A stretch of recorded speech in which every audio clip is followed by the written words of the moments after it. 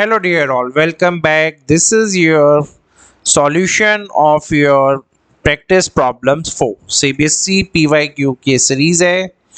तो इसमें जो अब हमने जो क्वेश्चन देखना है वो देखना है ये है आपकी सीरीज का 16 प्रॉब्लम। अब इसको करना कैसे है भाई, चलो पढ़ते हैं।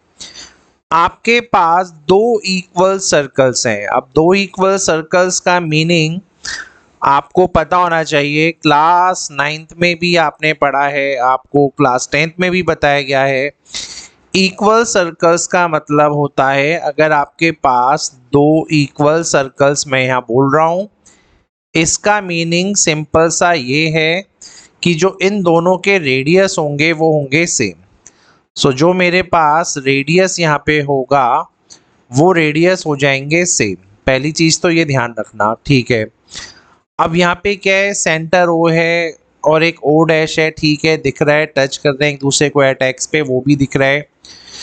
ओ डैश को जब आप प्रोड्यूस कर रहे हैं वो मीट कर रहा है सर्कल को एट ओ डैश पे एट ए में, और ए सी यहाँ पे एक टेंजेंट है to the circle with centre ओ।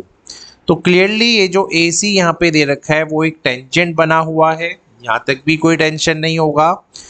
और दूसरा जो इम्पोर्टेंट पॉइंट है ओ डैश डी यहाँ पे इस ए सी के परपेंडिकुलर है, और आपको डी ओ डैश अपॉन सी ओ का वैल्यू यहाँ पे देना है। तो क्वेश्चन जो है आपके पास ये बड़ा सिंपल सा क्वेश्चन है। देखने में नो डाउट आपको लग रहा होगा कि ये है क्या। तो अगर मैं इस फिगर को थोड़ा सा आपके लिए घुमा दूं और एक ऐसी फॉर्म में कन्वर्ट कर दूं जिससे आप थोड़ा रिलेट कर सके, तो देखो इस फिगर के ही accordingly we will solve this question very easily. ठीक है, अब मैंने इस फिगर को यहाँ एक्सटेंड भी कर दिया है।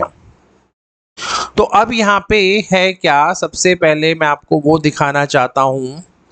इसने क्या बोला है, आपका ये जो AC है ये टेंजेंट है।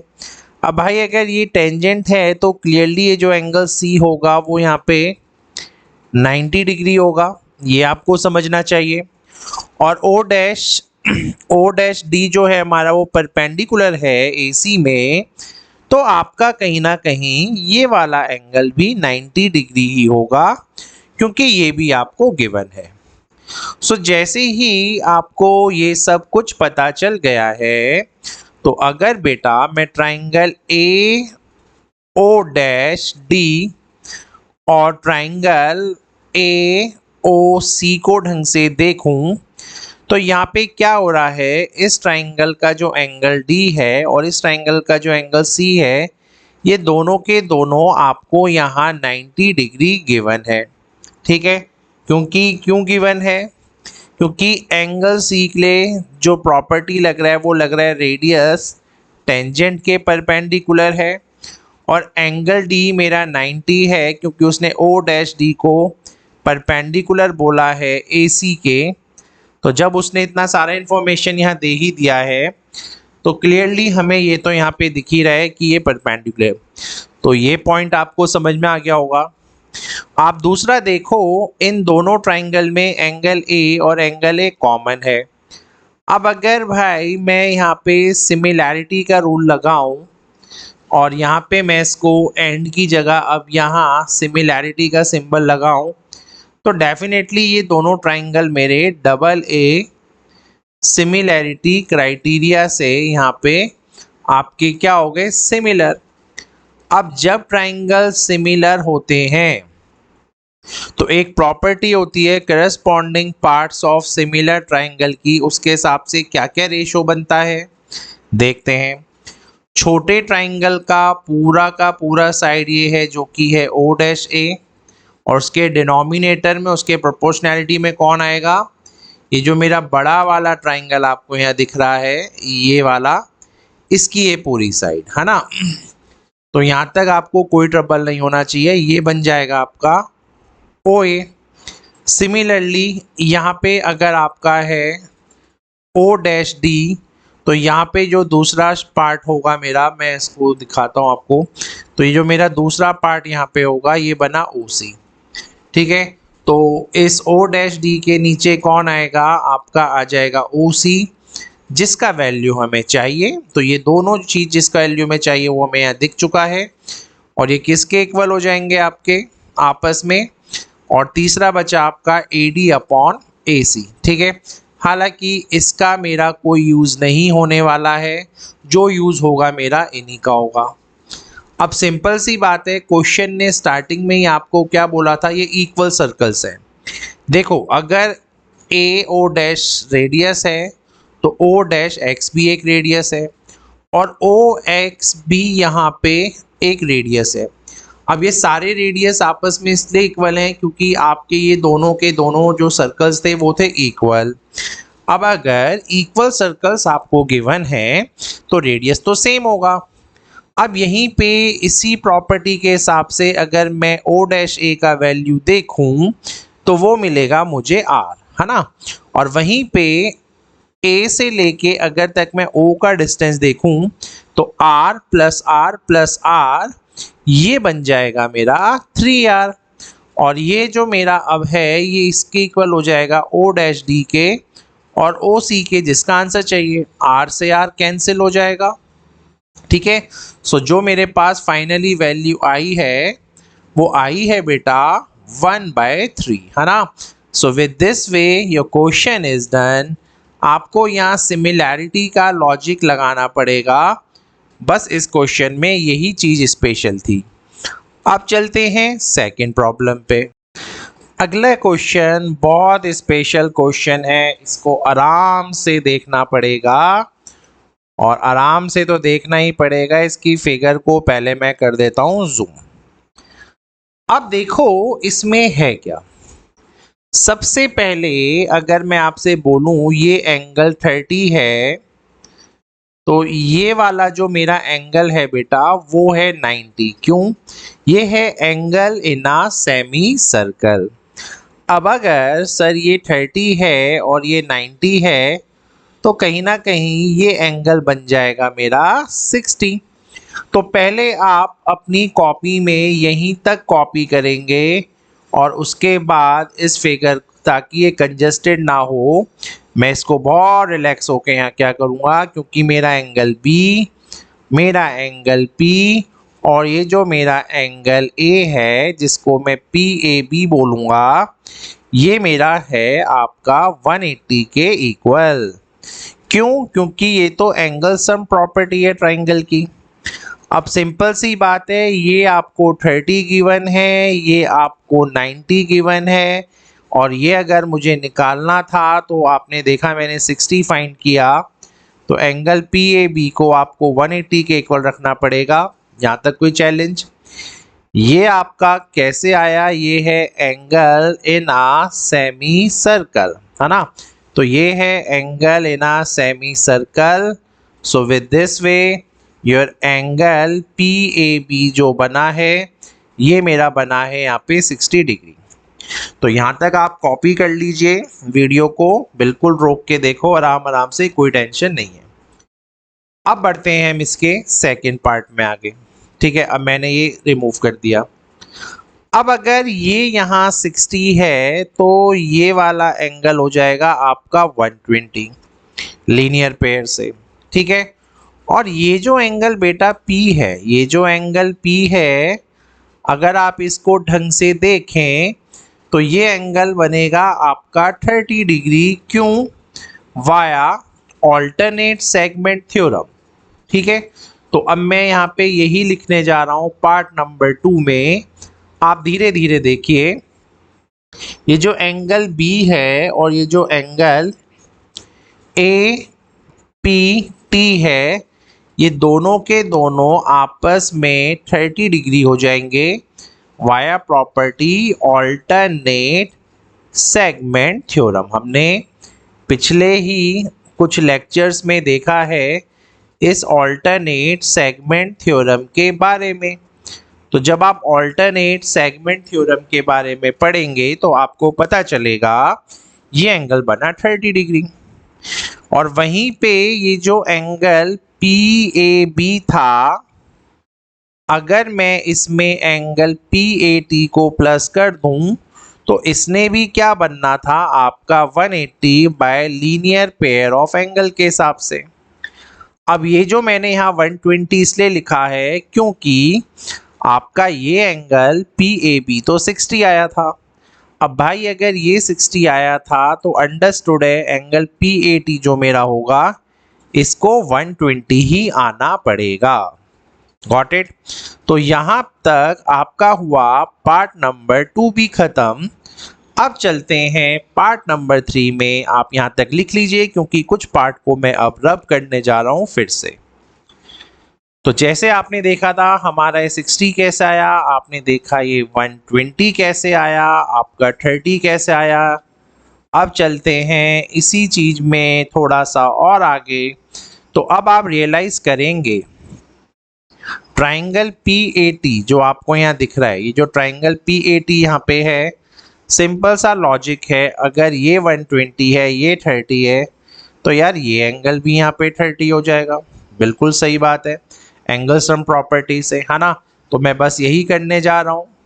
तो अब PAT वाला जो मेरा ट्राइंगल है यहाँ पे, तो उसमें अगर मैंने अगर मैं एंगल सम प्रॉपर्टी लगाऊं, तो जो मेरा एंगल T है यहाँ पे, जो मेरा एंगल T है वो मेरा 30 डिग्री आएगा। वो मैंने अभी अभी देखा है। This is your equation first, let's say not give them any name, don't say angle first और something. Anyways, so this come as your 30।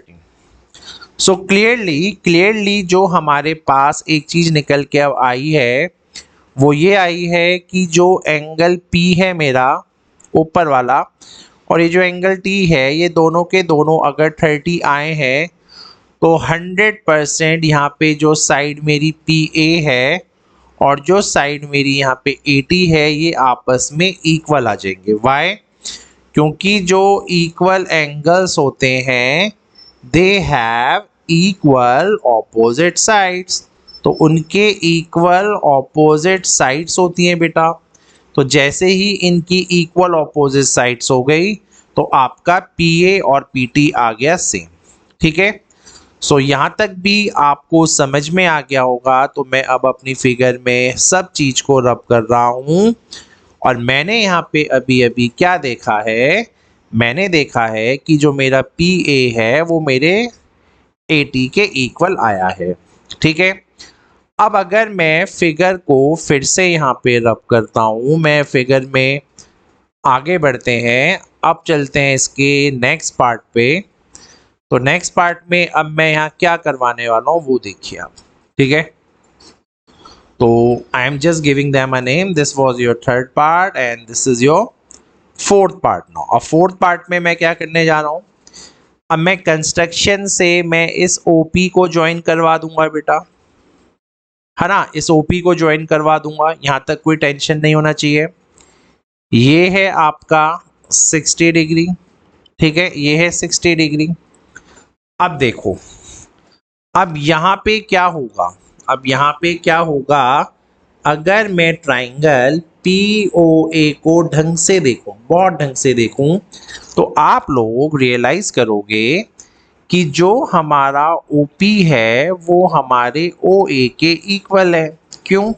क्योंकि सर ये दोनों के दोनों क्या हैं, ये तो रेडियाई हैं सेम सर्कल के। तो अगर ये दोनों के दोनों एक ही सर्कल के रेडियस हैं तो क्लियरली हमें यहाँ पे पता चल रहा है ये दोनों आपस में इक्वल हैं। अब अगर ये भी आपस में इक्वल हो गए तो ये वाला जो एंगल P होगा ये क्या बनेगा, ये भी बनेगा 60 डिग्री। और अगर ये भी एंगल 60 बन गया तो एंगल सम प्रॉपर्टी के अकॉर्डिंगली आपका तो ये एंगल भी 60 बन जाएगा, है ना। तो ये सारे के सारे 60 बन गए। तो अब इसी के ऊपर कुछ लिखते हैं। तो यहाँ से फिर आपको पता चला जो आपका एंगल OPA है और जो आपका एंगल PAO है ये दोनों तो 60 आ गए यहाँ पे, ये तो पता चला। और बाय एंगल सम प्रॉपर्टी, और एंगल सम प्रॉपर्टी जब आप यहाँ लगाएंगे ट्राइंगल की तो क्लियरली ये जो एंगल POA होगा ये भी 60 आएगा। अब ये सारे के सारे अगर 60 आ जाएंगे तो जो POA होगा ये हमारा बन जाएगा इक्विलेटरल ट्राइंगल, है ना। तो ये इक्विलेटरल ट्राइंगल आपका बन चुका है। अब ये इक्विलेटरल ट्राइंगल बनने से क्या फायदा हुआ, अब चल रहे हैं बिल्कुल लास्ट स्टेप में इस क्वेश्चन के। तो वो फिफ्थ स्टेप मैं यहाँ पे लिख रहा हूँ। अब ये इक्विलेटरल ट्राइंगल बनने से यहाँ पे क्या हुआ कि जो आपका OP था, जो आपका PA था और जो आपका OA था, ये आपस में हो गए इक्वल। ठीक है, चलो जी यहाँ तक तो समझ में आया। अब चलते हैं, क्वेश्चन ने हमसे BA और AT का रेशो मांगा है। अब अगर मैं BA को देखूं, और आप इसी में रेशो मुझसे मांग रहे हैं AT का, है ना, तो उसको देखते हैं। आपका BA यहाँ पे दो रेडियस से मिलके बना है ना, और इसको मैं ट्वाइस ऑफ OA बोल सकता हूँ। तो मैं BA को यहाँ ट्वाइस ऑफ OA बोल सकता हूँ, कोई टेंशन नहीं है। AT, अब AT और मेरा जो PA था वो किसी स्टेप में इक्वल था। मैं आपको यहाँ हाईलाइट कर देता हूँ, दिस वाज द स्टेप। तो आपने जब PA और AT को सेम बोला था, तो मैं यहाँ पे क्या कर रहा हूँ, मैं इस AT की जगह यहाँ पे लिख देता हूँ PA। ठीक है, PA। तो AT की जगह आपने लिखा PA, और आपने अभी अभी क्या बोला था कि ये तीनों के तीनों PA, OA, OP इक्वल है। तो OA से ये आपका PA कैंसिल हो जाएगा क्योंकि ये तो सेम है।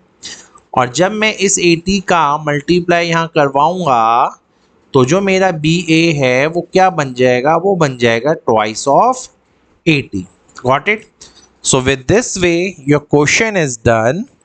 हम ये क्वेश्चन को कर रहे हैं, अभी समझ रहे हैं, that is why it is taking some time, but yes ये क्वेश्चन आपसे कभी भी अगर पूछा जाएगा तो ये आपका 4 या 5 मार्कर पक्का बनेगा। 4 तो नहीं बनेगा केस स्टडी में, बट 5 मार्कर में they can ask you this particular question.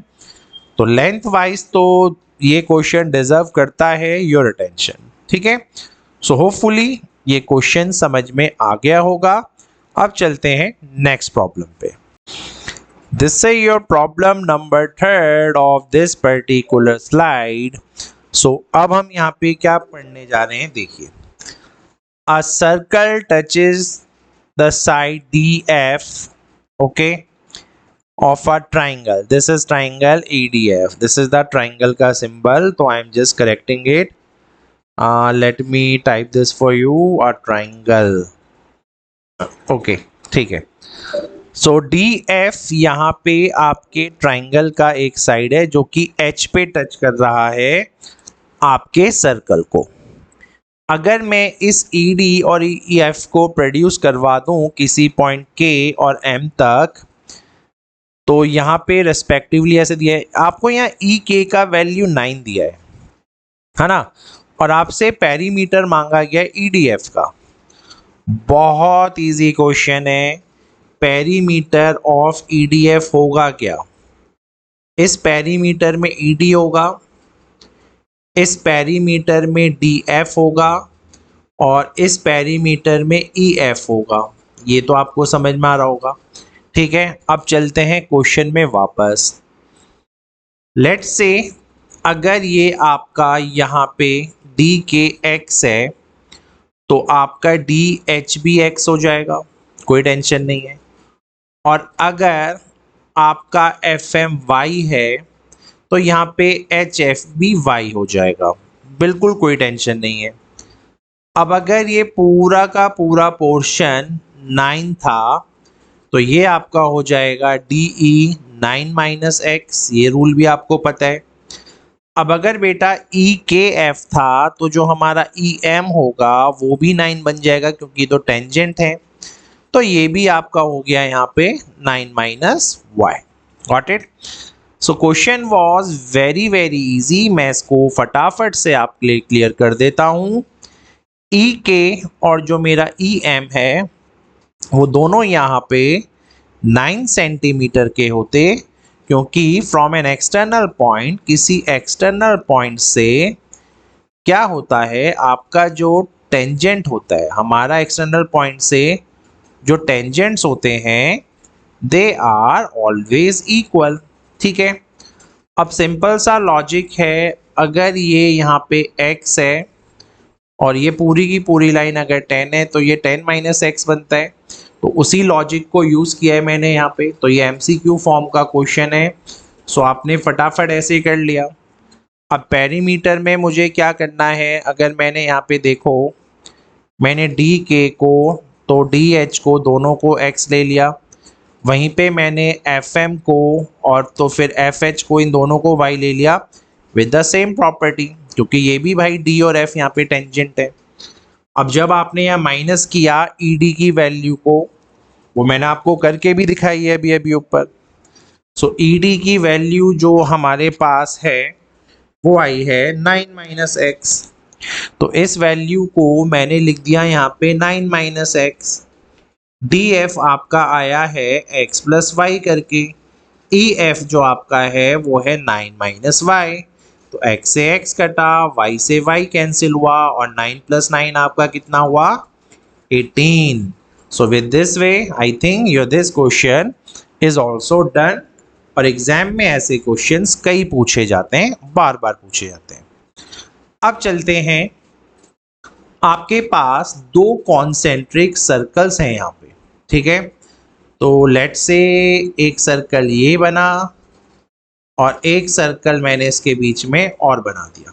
ठीक है, कॉन्सेंट्रिक सर्कल वो सर्कल होते हैं जिनका सेंटर होता है कॉमन। अब यहाँ पे क्या बोला है, find the length of the chord of the largest circle. जो लार्ज वाला आपका सर्कल है, तो मुझे उसी का यहाँ पे लेंथ चाहिए उस कॉर्ड का जो कि टच करके जा रहा है आपके सर्कल को। तो इट्स वेरी इजी। अबे ये क्या हो गया, चलो ठीक है। अब यहाँ पे आपका जो कॉर्ड है वो आपके सर्कल को टच करके जा रहा है, ये है आपका सेंटर O। ठीक है, यहाँ तक भी कोई ट्रबल नहीं होगा। थोड़ा सा मैं यहाँ पे चीज़ों को रब करता हूँ। ओके, O हो गया, डन। ठीक है, अब यहाँ पे जो रेडियस है आपका A और B, यहाँ पे A बड़ा है, तो A बड़ा है तो डेफिनेटली A बड़े सर्कल का रेडियस होगा, और B अगर छोटा है तो वो यहाँ पे छोटे सर्कल का रेडियस होगा। यहाँ तक तो कोई टेंशन नहीं होगा। हमने ऐसा क्वेश्चन पहले भी किया है जहाँ पे आपको पता है आपका ये जो रेडियस है वो कॉर्ड के परपेंडिकुलर हो जाएगा। लेट्स से ये कॉर्ड है आपकी AB और ये है आपका पॉइंट P। ठीक है, आपको पता है ना यार, AB जो है वो आपके स्मॉलर सर्कल के लिए, AB जो है एक स्मॉलर सर्कल के लिए वो कैसे बिहेव करेगा, it will act as a tangent. तो वो टेंजेंट की तरह एक्ट करेगा। ठीक है, तो सिमिलरली यहाँ पे जो OP होगा जिसको मैं रेडियस कंसीडर कर रहा हूँ वो AP के परपेंडिकुलर हो जाएगा, OP जिसको मैं रेडियस कंसीडर कर रहा हूँ। ठीक है, अब यहाँ पे अगर ये परपेंडिकुलर हो जाएगा, अब ये परपेंडिकुलर हो जाएगा तो यहाँ पे लगेगा पाइथागोरस थ्योरम, और पाइथागोरस थ्योरम के हिसाब से आपका A square is equals to AP square plus OP square हो जाएगा। OP है आपका यानी यहाँ पे B स्क्वायर, तो मैं यहाँ पे इस A की जगह लिख रहा हूँ आपका B square. Okay, so this is your plus का B स्क्वायर। तो यहाँ पे AP स्क्वायर का वैल्यू आएगा A square minus B square, और जैसे ही ये स्क्वायर यहाँ पे हटेगा यहाँ लगेगा अंडर रूट का सिंबल। ठीक है, अब हम बढ़ेंगे आगे। अब आपने क्लास 9th में भी प्रॉपर्टी पढ़ा हुआ है, ये क्वेश्चन हम पहले कर चुके हैं तो इसलिए ज़्यादा कोई टेंशन नहीं है कि परपेंडिकुलर, जो परपेंडिकुलर होता है सेंटर से, so perpendicular from the centre क्या करता है, वो बाइसेक्ट करता है किसको, कॉर्ड को, बाइसेक्ट्स द कॉर्ड। तो सिंपल सी बात है, आपका ये जो AP है ये दो हिस्सों में टूटा है। अब अगर मैं बात करूं AB की, पूरा का पूरा कॉर्ड का लेंथ चाहिए भाई ए बी, तो ए बी क्या होगा, ए बी तो ट्वाइस ऑफ ए पी हो जाएगा, उसका दुगना। और अगर ए पी का वैल्यू ये है तो ए बी का जो आंसर आएगा वो आएगा 2 times of under root A square minus B square. Got it? So with this way your question is also completed. Let's move towards your the last problem. अब ये बहुत इंटरेस्टिंग प्रॉब्लम है, बहुत अच्छा प्रॉब्लम है। दो सर्कल्स एक दूसरे को एक्सटर्नली टच कर रहे हैं। Let's say this is your circle number 1 and let's say थोड़ा सा सर्कल टेढ़ा बन रहा है, this is your circle number 2। Okay, तो ये आपस में एक दूसरे को कर रहे हैं टच। अब यहाँ पे पहले मैं इसको टच करवा दूं, लेट से टच हो गया, ठीक है। अब यहाँ पे इसने क्या बोला है, ए बी इन दोनों में कॉमन टेंजेंट है। ये मैं ए बी बना रहा हूँ जो इन दोनों में कॉमन है। कॉमन बोले तो ए और बी पॉइंट पे ये एक दूसरे को टच कर रहे हैं, ठीक है। मतलब ये जो टेंजेंट ए बी है वो दोनों के लिए अगर टेंजेंट है, कॉमन है, तो वो एक दूसरे को टच कर रहे हैं पॉइंट ए और बी पे। और ये सर्कल्स एक दूसरे को जो टच कर रहे थे वो कर रहे थे किसी पॉइंट पी पे touch.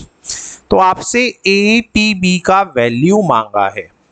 So it's very very easy यार। आपको थोड़ा सा कंस्ट्रक्शन तो बॉस यहाँ पे करना पड़ेगा। 1 मार्कर है, जल्दी जल्दी भी आप कर सकते हो इसको। सबसे पहले मैंने ए पी को ज्वाइन करवाया और मैंने पी बी को ज्वाइन करवाया, और मैंने यहाँ किसी एक पॉइंट एम से इस पी को कर दिया कनेक्ट, ठीक है।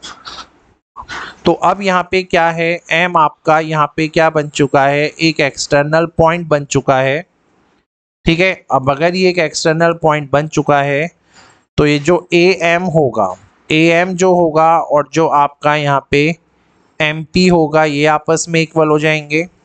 क्यों? सेम प्रॉपर्टी, एक्सटर्नल पॉइंट से जो टेंजेंट निकलते हैं, टेंजेंट्स आर इक्वल, ये पॉइंट आप लिख सकते हो, ठीक है। तो यहाँ से समझ में आया। और अगर ये दोनों आपस में इक्वल हैं, है ना, अब अगर ये दोनों आपस में इक्वल हैं तो इनके जो ऑपोजिट वाले एंगल होंगे, यानी ये एंगल और देखो इसके लिए ये ऑपोजिट, इसके लिए ये ऑपोजिट, ये भी आपस में इक्वल होंगे। तो मैं इन दोनों को x और x नेम दे रहा हूँ। सेम वे अगर आप देखो तो आपका यहाँ बी एम और एम पी ये भी आपस में इक्वल होगा। तो इन दोनों को मैं y और y नेम दे रहा हूँ, ठीक है। तो क्लियर बड़ी पिक्चर हो चुकी है अब यहाँ पे। तो अगर मैं ए पी बी में एंगल सम प्रॉपर्टी को लगाऊंगा, है ना, तो यहाँ पे क्या हो जाएगा, angle A plus angle P plus angle B जो मेरा है वो आपस में हो जाएंगे 180 के इक्वल। एंगल ए जो मेरा है वो है मेरा पूरा का पूरा x, एंगल पी जो मेरा है वो है मेरा x प्लस वाई, और एंगल जो बी है मेरा वो बना है यहाँ पे y। ये हो जाएगा सारा 180 के इक्वल। x और y को जोड़ोगे और 2 को अगर मैं कॉमन लूँ तो x प्लस वाई जो है वो यहाँ 180 हो जाएगा। और x प्लस वाई जिसको मैं एंगल ए पी बी बोल रहा हूँ, उसका वैल्यू अगर आप यहाँ से देखें तो वो आ जाएगा 90 डिग्री, है ना। सो with this way your this question is also done. Hopefully समझ में आ गया होगा। अब इस असाइनमेंट को फटाफट से फिनिश करके you have to show me today. Thank you.